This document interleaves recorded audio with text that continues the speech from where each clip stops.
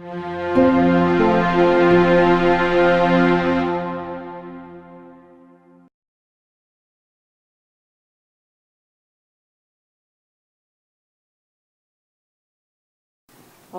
well, I'm Kari, as Kim mentioned, and the number one reason why I came into my job, because I don't have an education background, is because I have a son who has special needs, and he transitioned through early access, it was early intervention then, into an IEP, which was individual education plan in a preschool setting. And so I kind of have walked the walk, and I understand some of the anxiety that can go along with it. My big concern for him, believe it or not, was I don't want him to ride the bus. I do not want him to ride the bus. That he's too little. He wasn't walking yet. I'm not going to let him ride the bus.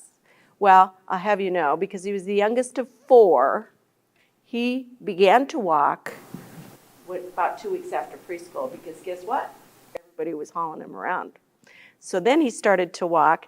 We were walking past the buses on the way to our car, and he wanted to get on the bus. And that was when I realized, who's holding who back here? This little guy is ready to go. It was me that wasn't ready to go. So sometimes I have, throughout the years now, I have learned that Jordan has been my guide. He is usually a little more prepared than I am. But we do have certain things in our materials that can help you prepare your child for that transition too. And I'm Susan Becker, and I am an educator, but I also came to the role because of my child, and my child was Joshua. And this happens sometimes to me, so I'm sorry. He passed away 3 years ago, but backing clear up to when, and he was 14 when he passed away. He was had a condition called Smith-Magenis syndrome, and he was born with lots of challenges. And so navigating that was difficult. Kari was my parent coordinator, so she helped me through all those things, and she would come over for coffee and we would talk.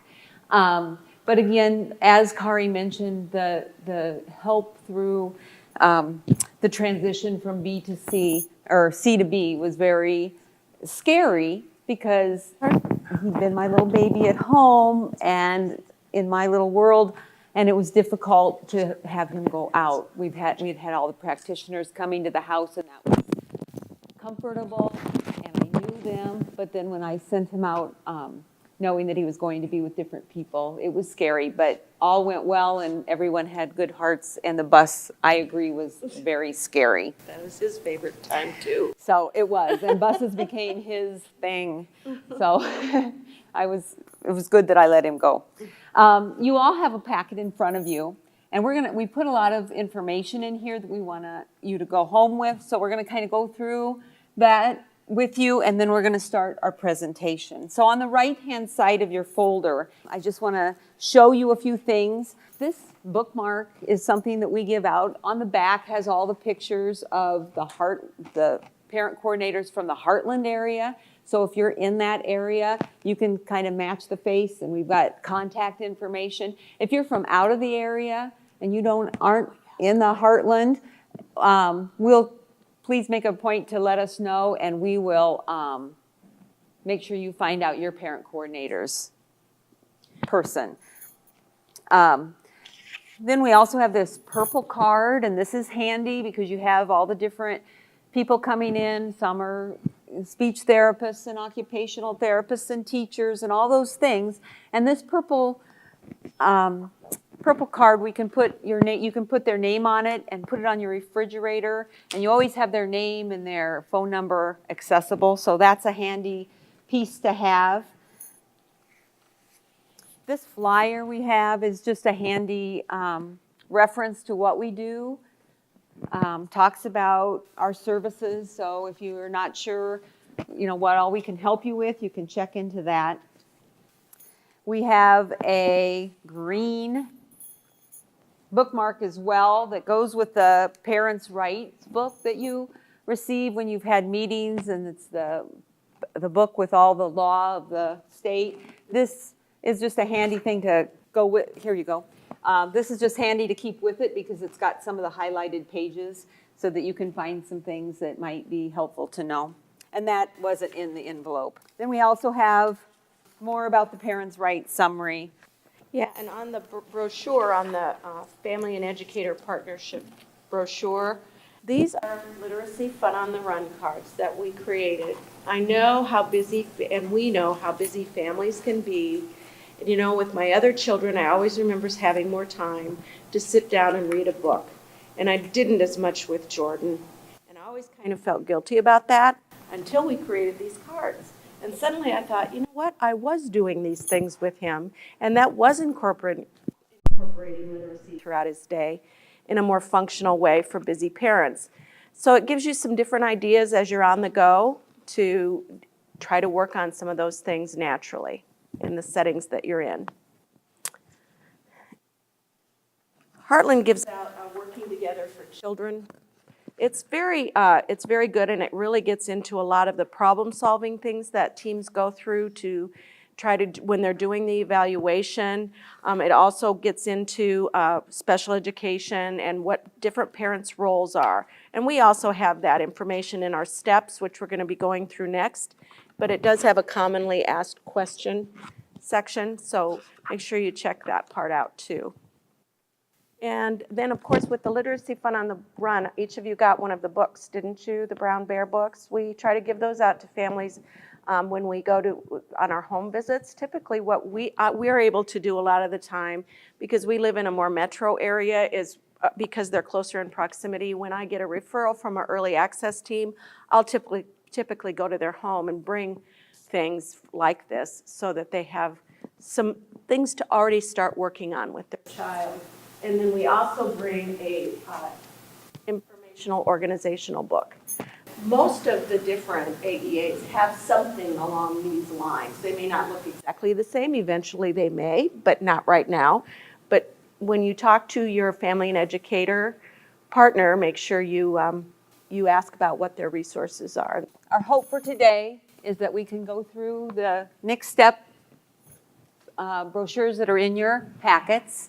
We're going to identify your role on the child's transition team and determine resources that can assist you in the process.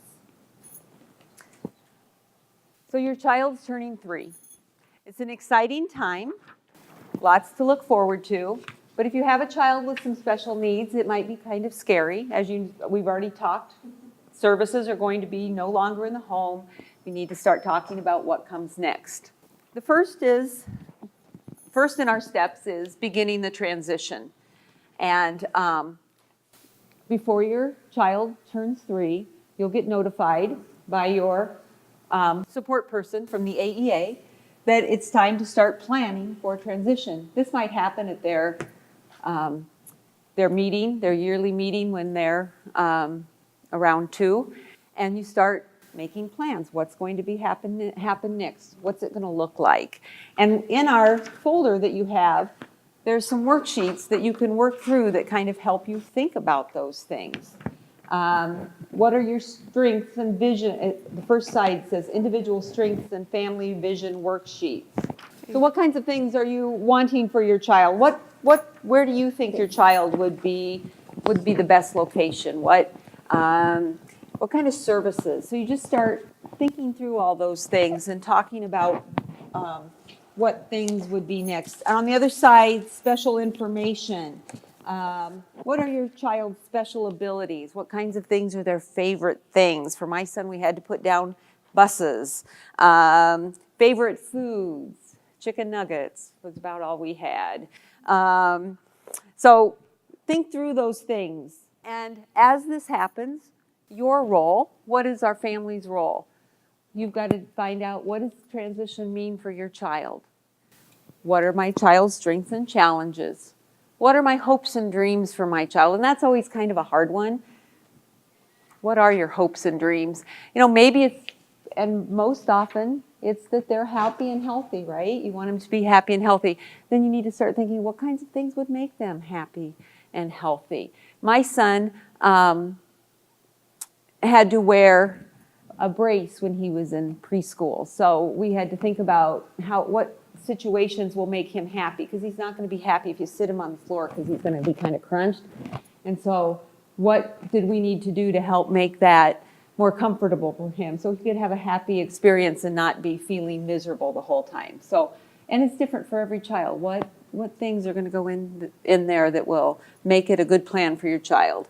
There might be some community resources, and you could think about those that might be part of your transition plan.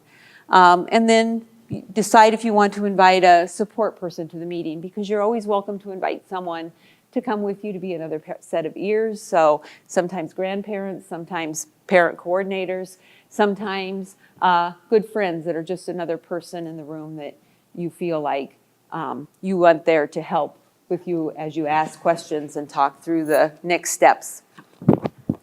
The IFSP people, that have been working with you, what's their role? Well, they're going to help you work through what are some transitions and community resources that you could use. What kind of supports do you need?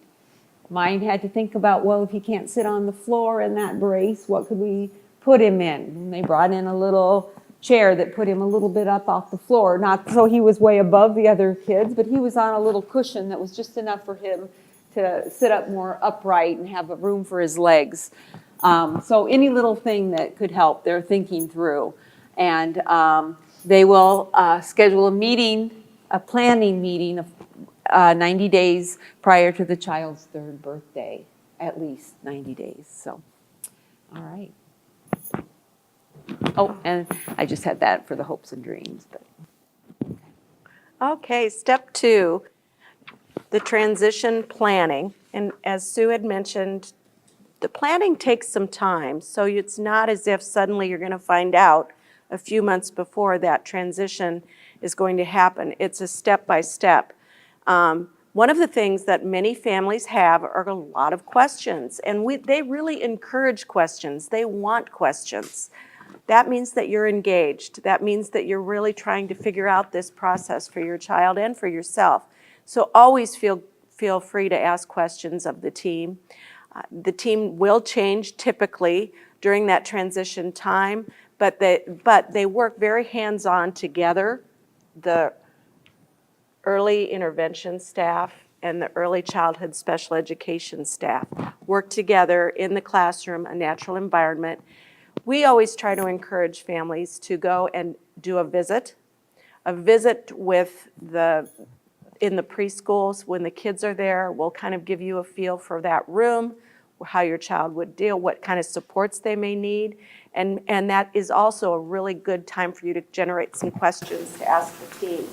These steps were created because we want families to be engaged in the process, and we want them to ask questions. And so many times, and I know for me, because I did not have any kind of an educational background, I did have 3 children in school, and I was very involved with the school. But when it came to Jordan, it was a whole new journey, something I'd never experienced before. I didn't even know about. In fact, when the early access staff first came to our home, it was a social worker, and I'm kind of like, well, what are they calling DHS on us now because Jordan has special needs? What's going on here? I mean, that's how oblivious I really was to everything. So, a lot of things I was just overwhelmed and never thought to ask the questions until later on. This will help you in advance, ahead of time, to think about those questions and write those questions down. So these sheets, the teams love to see these sheets or a worksheet or have you really involved. So this will help encourage you to do that. So one of the things that they want to check, and they will be checking through that evaluation for individual education plans from the individual family services plan, is that they want to make sure that they don't need to do additional assessments because your child has been in their natural environment, whether that be at home or in their child care, and they are going to be going into a classroom environment. So some assessments may need to happen. It can be in different things. It can be in communication. It can be in behavior. Any of those types of things can be looked at as new assessments. And of course, what are all the options of the services available? We have lots of different team members depending upon the needs of your child. And some of these will mention some of the different team members that will be involved. One of the things we really try to get people to do throughout IFSP and IEP meetings, and you guys know what that is, right? Can I say those acronyms? This doesn't throw you off or anything. These team cards, if you look at it, it gives everybody that could possibly be a team member on here. And what we want people to do is at IEP meetings, pass this around the table and have them write their name and the best way to reach them if you have some need to reach them. So that you have that and you're not shuffling through papers and trying to find that information. So this is a really good chance for you to use those team cards. And that's also a good way for you to know, who do I ask? Who do I ask about community resources? Who do I ask about when will my child be walking or using a spoon or a fork or something like that? So those kinds of things different team members work on, and for the whole child, they just really need to have that input from you guys. And depending on your child's needs, many parents choose the early childhood special education classroom. Some people do choose a community preschool, and others choose to have them in a home, childcare. The difference is that once your child turns 3, they no longer can receive early access services. So you do need to be thinking ahead. Do you want your child to go on to a preschool that has people working on goals in the special education? Or would you prefer that they be in a local preschool with some supports and consulting? Which services will best meet my child's hopes and dreams? Well, there's all sorts of different services, as we mentioned. So I think, if your child isn't walking like my child wasn't at 3, then we needed PT, physical therapy services. Jordan doesn't supinate, which means he doesn't turn his wrists like this. So he's always had consultation with OT when he was in school. Now he still receives private OT at home for some of those things through his HCBS waiver. And that's something that many of the team members can talk to you about and refer you to the right people. So we're at step 3. So it's the meeting, and this is the planning meeting, and this is the one that you're just going to, everything's not going to be in writing. Just going to talk through what is it that we want to do? What are our plans for moving forward? And so you're talking about the transition from early access to the IEP. So you will be there, your service provider, and any AEA personnel that have been doing services, and possibly a service person that will be helping in the future. So they might be there too to visit. It will be held between 9 months and 90 days before your child's 3rd birthday. So getting those wheels in motion. And then the program will be reviewed and finalized when the 3rd birthday comes along. They'll be making some assessments. They'll be deciding, does your child need to go on for assessments, he or she continuing with IEP services, or are they at the point now where they can exit out? Maybe there was someone who was slow to walk and now they're walking quite well and they're not going to have a difficulty going forward. And so maybe it's right at that time for your child to exit the services. And I wanted to go ahead and look inside of the book on this one. All right. And so again, here are the people that will be at the meeting, and you're going to be talking through things. And then on the ideas to prepare your child for the next setting, and that's something you might want to start talking about. Depending on what you're thinking about school, maybe ride by the school if they're going to start going to a preschool and looking at going in and seeing the room, all those things to start getting wheels turning and start thinking about that. Okay, now we're getting into the actual evaluation. Eligibility for special education in our schools is different than eligibility for early access services. The evaluation is really going to decide whether your child is indeed still eligible for those services.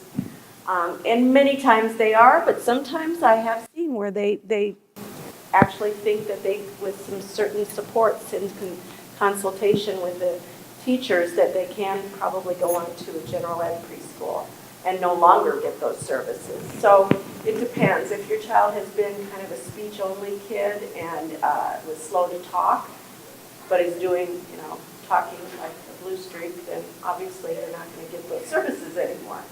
So it all depends.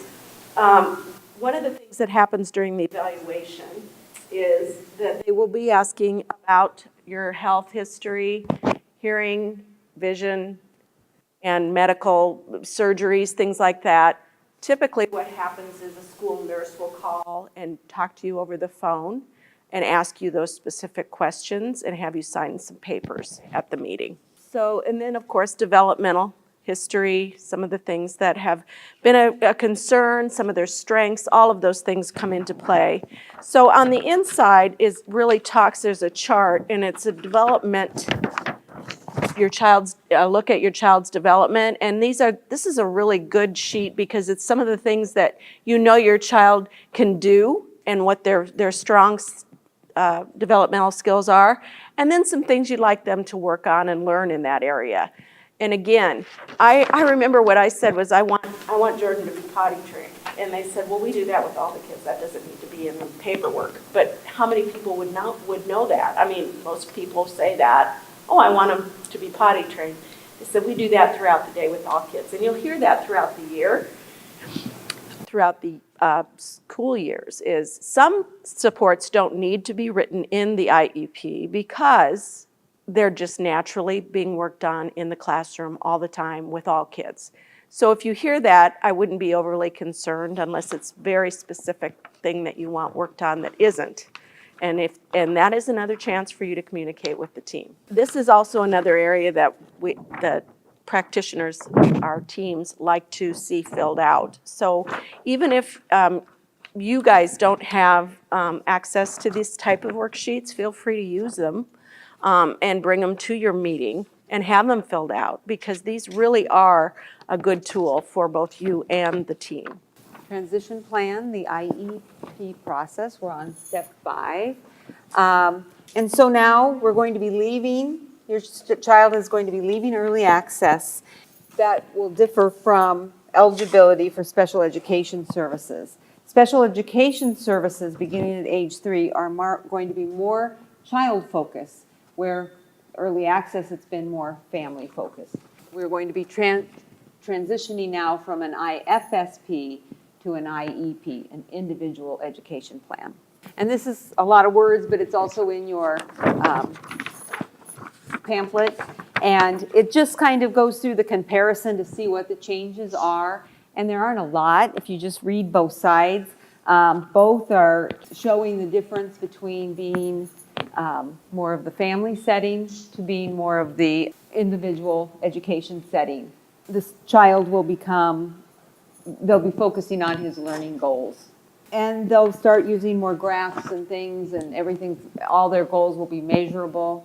And they'll be taking data and all sorts of things to make good decisions on how to best serve your child. Okay, putting the IEP into action throughout the evaluation and transition process. I think we've been pretty clear that communication is so important, and we don't want anyone to feel uncomfortable asking questions, so always do. Another thing that our teams are not supposed to be doing, but sometimes we even find ourselves doing, is using acronyms. Acronyms are nice, but for people that aren't familiar with them, it can be pretty overwhelming. So if you ever hear an acronym like OT and you don't know what it is, they need to explain to you it's occupational therapist and this is what they do. So just giving you the name wouldn't be enough. You want to know what it is that they do too. So that's the kind of communication that we try to encourage. Considerations for success is planning for the first day. There was a section in one of the steps that talks about ways you can help your child prepare for the new setting. And those are some really good hints to look at because you guys really do know your child the best. And as I did say, many times the parents are the ones that are the most concerned and weird about this transition, and the parents and the kids do just fine. And I haven't seen one that didn't eventually do just fine. So I think that's kind of just give it some time. Of course, you'll be doing the paperwork and the forms, which is part of life, special equipment, different things that your child will need. Susan mentioned the band that she needed to provide for him to sit comfortably. It's different meetings, there just depends on the child. That the parents, I just went to one where a child doesn't do well with certain foods, and that snack time is something they needed to provide specifically for their child, because what would go around might not be something they would do well and have a choking hazard. So they wanted to make sure that the right snacks were provided for that child. Transportation, the schools are not required to bus early special education classroom and any kids with IEPs to school. It's not a requirement in every single area. So I know some of my districts that's just a given, they're going to be transported, and that's not it. But make sure you talk to them about that transportation piece and see what your district, what their policy is. Also, toileting, as I mentioned, we provided the diapers and the wipes for Jordan because he wasn't potty trained, so they want to know about that. And you can also ask them, what's your way of training, so that you can maybe provide some consistency at home too. And then, of course, if there's some specific areas of concern that the staff needs special training and orientation to, that would be if you're in a small district and this is the first child with a specific need, they might need some special training for that. And then, of course, as I mentioned again, the health-related needs. So I think that probably means that you have gone through the transition, and as I mentioned earlier, you're part of the team and you have a voice. Communication is key, and make sure you ask questions along the way. And that's how you can reach us if you would like to reach us through the website. And then there's also on this, gets into our individual, this is our faces. And I do want to add that if you go to this website and you'll go to the Heartland website, if you go to special education and click on that, you'll get to, and you'll see a long list, and we're the Family Educator Partnership. And under that, there is, all of these next steps are online there. And in addition, there's some other documents and pages that are helpful. We didn't put them all in, and we didn't think they'd all be used, but for some families, some things might trigger a thought process that would be helpful for you. So if you just go to that, or if that's too much to write down, just Google Heartland Education Agency, you'll get to, and you can follow the link. We're under Special Education and Family Educator Coordinators. And the videos are also on that link on our website. So. All the different ones. There's one that's, this is to early childhood, but there's one to special education, which is what you'll be going, you might want to look at that one. Orientation to special education. So it'll give you a little more, and then we also have an eligibility one in there that might be even better for you to look at, so. Okay. Well, thanks for coming, guys. Thank you.